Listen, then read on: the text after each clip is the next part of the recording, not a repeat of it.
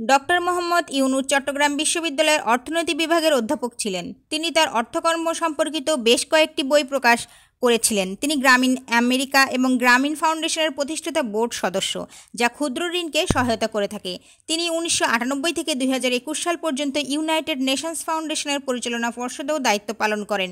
2022 সালে তিনি উন্নয়ন আন্দোলনের জন্য ইম্পোর্টস তৈরি করতে গ্লোবাল ইম্পোর্টস ফেডারেশনের সাথে অংশীদারিত্ব করেছিলেন।